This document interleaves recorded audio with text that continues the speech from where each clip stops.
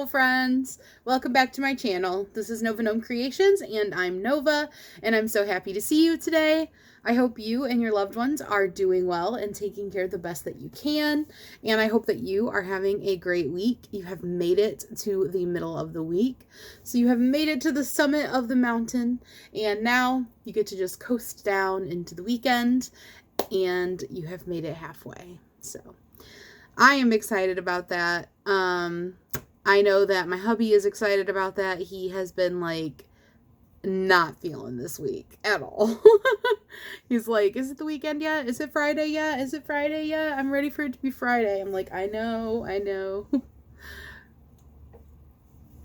So today I am drinking this Waterloo sparkling water in Summerberry, and it is so good, you guys. It's got a raspberry, a blackberry, and a blueberry on the front. This is like my new favorite carbonated water, I swear. But, you know, of course, this is definitely going to be a summer flavor. And it just has purified carbonated water and natural flavors in it. I always am curious. I'm assuming they're like essential oils or something. I'm always curious because these are unsweetened, so they don't have any actual like juice in them. Contain 0% juice. It actually even says that on the can. But they have like nothing in them. Like, I don't know if you guys can read that, but I'm always so curious where the flavor comes from. But I'm assuming it's like extract basically, or like essential oils. But I really like that one. I found that anytime anything does like a summerberry flavor, I always love it. So per usual, if you hear crunching going on in the background, that is Yuri eating. She is a little professional eater. Let's see if I can. If you guys can see her, she's right there. She's just a baby, so she needs to eat frequently. And she loves her food. So if you hear her crunching, she is a very loud cruncher, and that is what that is. So today is Wednesday, so let me know in the comments, what are you working on? You let me know what you're working on today, or you can just let me know what you're working on in general. I am super curious. Did you guys see that Crystal over at Bag O' Day Crochet is doing like a crochet contest? I thought that was so fun and so cool. It's you'll have to go look at it on her video, on her channel. I'll link the video where she talks about it down in the description box. But basically, it's like if you want to design, you have to design your own wearable using one of her stitch tutorials. But you can't like use one of her patterns or anyone else's patterns. The whole idea is that you design it yourself, but you use one of her stitch or more than one of her stitch tutorials. And then she's going to give away some yarn mystery boxes. And I think that is such a fun idea for a contest. I'm kind of tempted to do it. I am trying to take it a little bit easier, and I want to spend some time doing some other things that I enjoy doing other than crocheting too. So I'm not 100% sure if I'm going to join in on that, but I am tempted to. I'm tempted to make a doll dress or a doll outfit, because you guys know I'm working on that purple plushy doll thing that I showed you guys, the blanket yarn one, and I want to make it outfit. So I'm like, temptation. I might do that. But do you guys want to see what I have been working on this week? I actually started this on the weekend, so I've been kind of working on it here and there since then. And let me turn it around. Isn't it looking so cute? So it is small. This is it like in my hand. And let's see if we can focus that and it not be directly in front of the ring light. There you go. And I'm using one of my Moo stitch markers from Crafty Moo Sarah. I have really been enjoying using these stitch markers. They just like make it feel so like, I don't know, like fancy and nice. I really like it. So I'm using some sporkly yarn. Let me show you guys what I'm using. So I'm using this Gerbera Tetra, or not Gerbera Tetra, what is it? Gerbera Daisy Garden. Why did I think Gerbera Tetra? That must be something.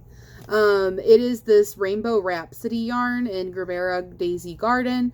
It is discontinued. This was just discontinued recently when they did their clearance. And I got it even though it is a super fine 1 weight yarn. I got it just because I could not like pass up this colorway. So I'm double stranding that with one of my beautiful caked yarns that were from Hobby Lobby also. They were hanked yarn that I finally got to cake when I got my yarn Swift and ball winder from Frozen Stone. So thank you so much again, Frozen, for that, because I love that thing so much. I cannot even imagine how I got on without it, honestly. And let me tell you, you cannot. It's very, very difficult to use hanked yarn without one of those. Take it from me if you want to use hanked yarn and just get one. But this is sparkly. So, like, it is super sparkly, but it's not like a sparkle you can feel. It's like glitter. It's like a glitter metallic strands, but they're super, super fine. I feel like you can't see them. Oh, there you go. There you go. You guys see that sparkle? Like, watch right here. The whole thing is like that. But I love this yarn. It's so beautiful. So I'm double stranding those together, and I'm pretty sure that that one is probably... I don't have the ball band for it anymore, or the hank band. This is what it looks like with the other one. So this one is a super fine 1. I think this one is probably like a 3, maybe. There you go. Maybe a 2. So I'm holding these double stranded together, and I am using my 2.75 boy hook, and I am using the Katydids 3-in-1 magic pattern. 3-in-1 magical mods pattern. And I'll link that in the description box below. It is a pattern that's available on Etsy, and I've used this pattern before to make a bunny, but it has 3 different options you can finish them into. You can do a bunny, a girl, or a unicorn. And I think I'm going to finish this one into a unicorn. But honestly, I don't even know 100%, but I'm pretty sure I'm going to do a unicorn. But I am loving how this looks. It's so pretty and so sparkly. And I took pictures during the process of making it, so I'm going to insert those for you guys into this video too.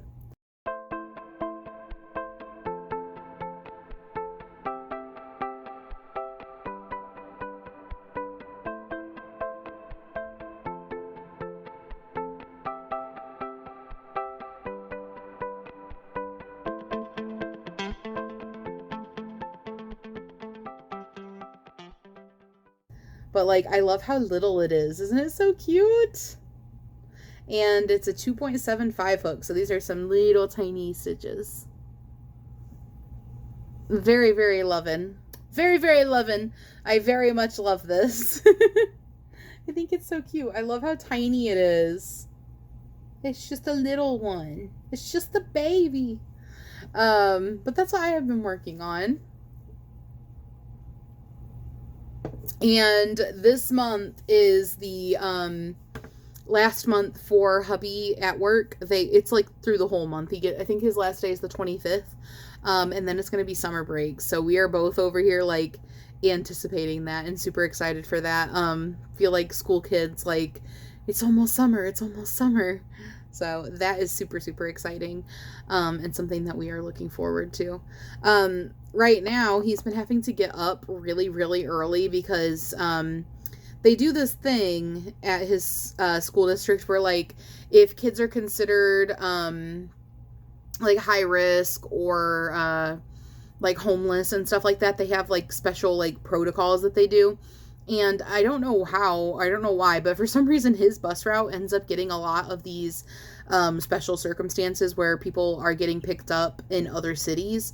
So he literally drives to like 3 different cities over the course of his route to pick up kids that are considered homeless or high risk or whatever. Like obviously he doesn't know their living situation. That's taken care of by other people in the know of it. But anyway, this last week he got a new couple of kids he's supposed to pick up in a town over, but not the same town over that he picks up some other kids in. So he has to leave an hour early to go to this other town over and pick those kids up and then drive back and do like his normal route. And he has been getting up and leaving an hour early, and they have not ridden at all. So this is like day 5, I think, of him getting up an hour early and driving out there and not actually picking up anyone and then driving back and then doing his route. So he is feeling very like exhausted. For one, just because that means that he's getting up at 4 a.m. And then 2, it just feels so much longer when he has to like have that extra hour where he's driving in the dark and he's not even ending up to pick up any kids, and it's just like, what is going on with this? So that is basically the gist of what we've got going on over here. Yuri is fitting in great with the family as far as like a little update on that front goes. Her and Link play all of the time. They get the zoomies, they chase each other. Lincoln's favorite toy that I've told you guys about before, which is like the stick toy that has like a string and a mouse that attaches onto it, that I normally play with him with. Well, I mean, I'm still playing with them with. That's his favorite, and he loves it. Like, he could just play that like for hours on end with me flinging it around and him trying to get the mouse. Yuri also loves it. And so they both like to try to get the mouse when I'm flinging it around, which is so cute. But also they try to play with it even when I'm not playing with them with it. They both will try to like play with it together. And which is so, so cute. They are absolutely adorable. And the dogs are getting along totally good with them too. Mario could not care less, which is just Mario's temperament in general. He loves Tataru, which is our girl dog, but he doesn't care about any other animals. He's very much like, I was talking about this with my husband the other day, he is very much like a people dog. He loves people. He absolutely adores me. Like, he literally is like attached at the hip. Like, he does not, everywhere I go, he goes. He sits with me, he's in the blanket with me, he's being held by me. He's very much mommy's boy, but he also just likes people in general. But he really does not care about other animals, and it's not like not like a mean way or anything. Like, he's not gonna bark at them or be like, get away from me or anything. He just doesn't care. Like, we took him over to my in-laws the other day, and I was like, are you excited to see Zoe? Because they have this adorable Chiweenie named Zoe, which I absolutely love her to bits. But when I put him down, he literally just was like, he ran around for a second and then wanted me to pick him back up, and he completely ignored her, which is, like I said, very typical of him. He doesn't really interact with Link either at all. So he just, that's his normal. And then Tataru has been warming up to her more. She sometimes takes a little bit of time to warm up to cats, which is so weird because she actually mothered a cat a while ago before I started my YouTube channel. Well, I technically had the channel, but it wasn't Nova Gnome Creations. It was just my Google account that I watched YouTubes with.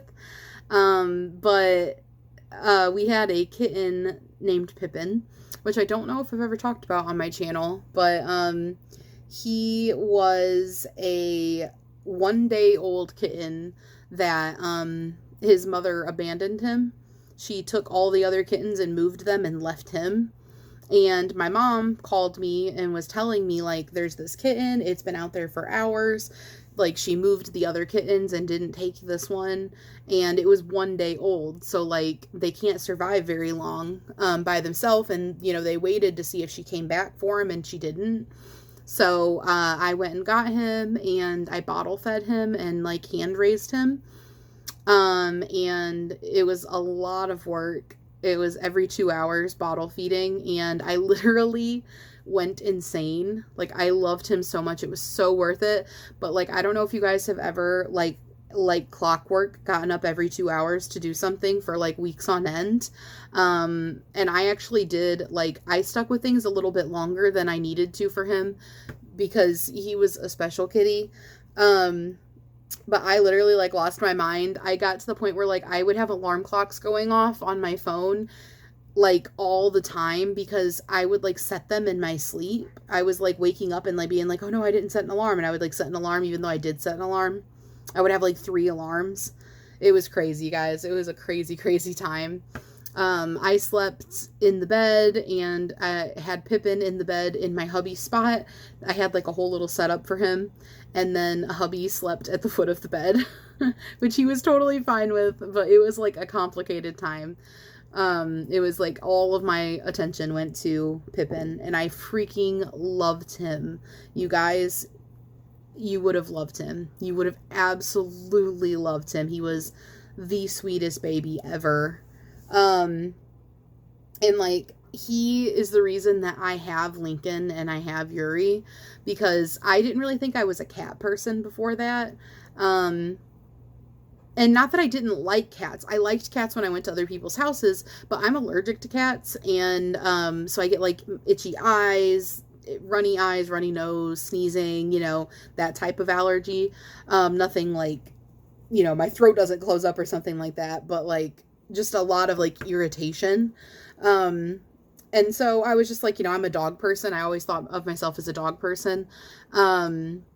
But I just fell so head over heels in love with Pippin, and he was the sweetest, cuddliest baby. He slept with me every single night and all day. Like he would cuddle with me, follow me around. He didn't like it when I did anything where I wasn't like holding him or like sitting with him. If I was like cooking or something, he would like try to climb me. He was like literally my little best friend, and he would get in the blanket with me and he would like cuddle up there. He had a spot on my side of the bed. Like it was like, you know, me and Caleb, and then like Mario lays around my like legs and stuff somewhere, and Tara usually lays in the middle. And Pippin had a spot right over here, like next to me, where I had like set up, he had like his own little pillow and blanket, and that's where he slept every night. Right in front of my face. And he would also cuddle with me and stuff, but he had like his own spot. He also loved to cuddle with Rue, which what I was saying before I got off on a tangent was that Rue took him in. Like it was a few days. At first she was terrified of him because I introduced them pretty quickly when we brought him in, because I was thinking if she was open to cuddling with him, that I thought it would be good for him to have some physical contact, like basically like, you know, the mother role. And obviously I would still have to bottle feed him and stimulate potties and stuff like that. But I thought having that contact, you know, like having a mother type thing would be good. And she's a very sweet dog. So I thought she might have like a maternal instinct. Well, at first she was terrified of him. She would shake and she like didn't want to sit with him. And I kind of like made her like just like sit with me and sit with him, you know. And after a few days, she started really to take to him, and she ended up taking to him like insane. So, she is not fixed. I'm going to preface this with that because, when she started to produce milk, I had some people that were like, isn't she fixed? That could be like cancer or something. No, she is not fixed. But she does not have opportunities to get pregnant. So it's not a big deal. So anyway, she ended up producing milk for him because she took to him so well. So that was her baby. Like once, like, and it took a little while for her to like fully take to him, you know. But after a few days, she started to take to him, and then over the course of like, you know, maybe a week or two, she started to really take to him, and then I think that's when she started to produce milk. And I still bottle fed him also because I wasn't going to trust that she was making enough milk and stuff like that, you know. But she kind of took over as far as like stimulating potties and stuff went. She kind of took over doing all of that, and I would just, you know, like watch and make sure that it was happening, and like if I needed to step in, I would step in type of thing.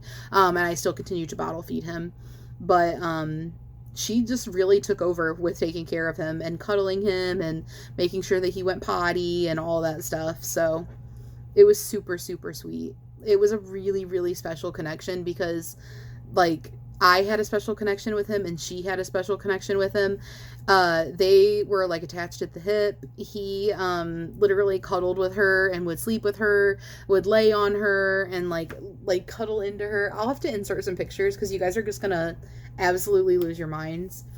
But they were the absolute cutest thing ever.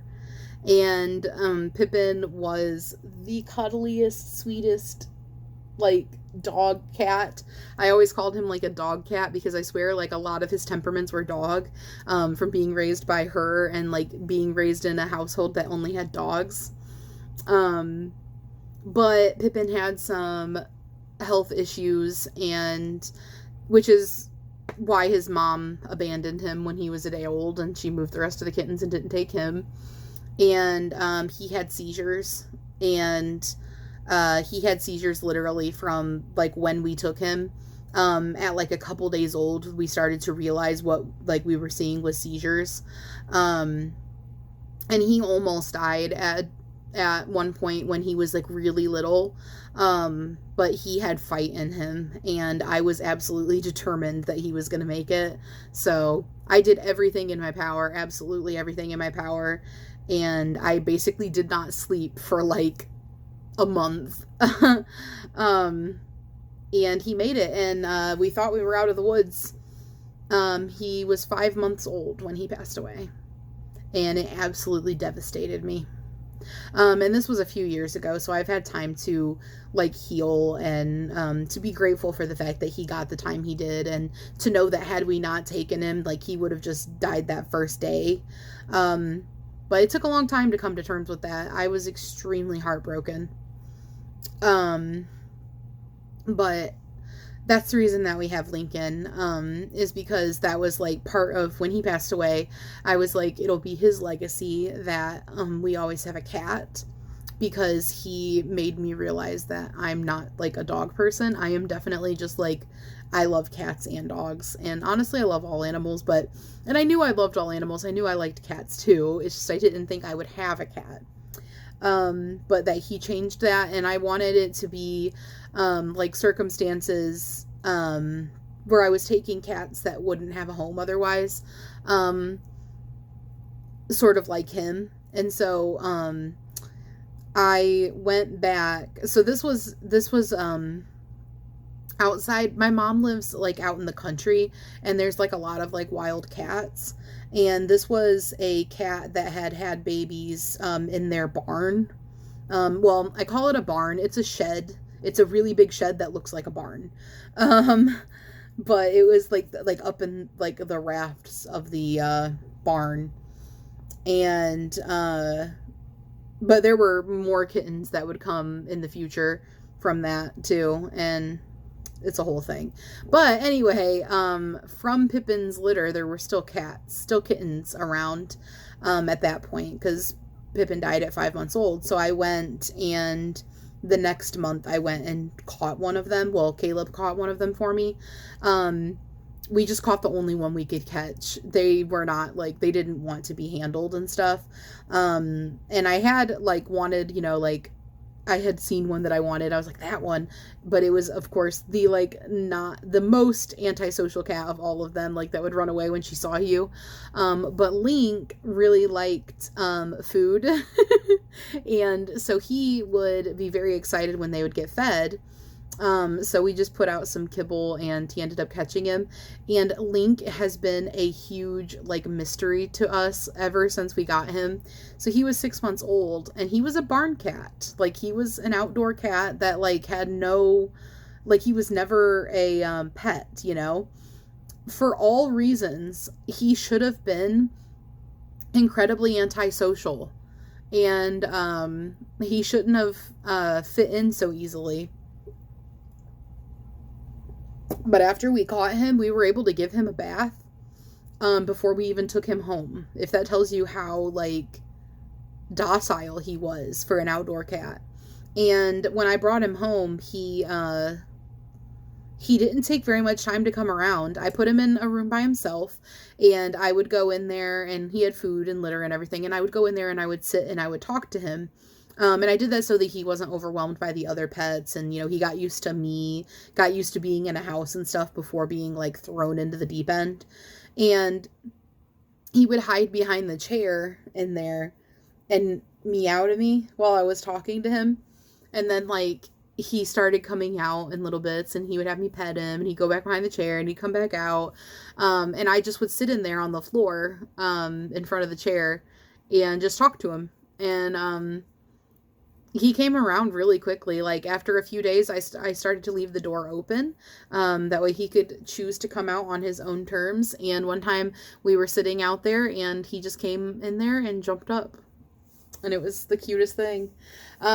We always swear that there is a little bit of Pippin in him.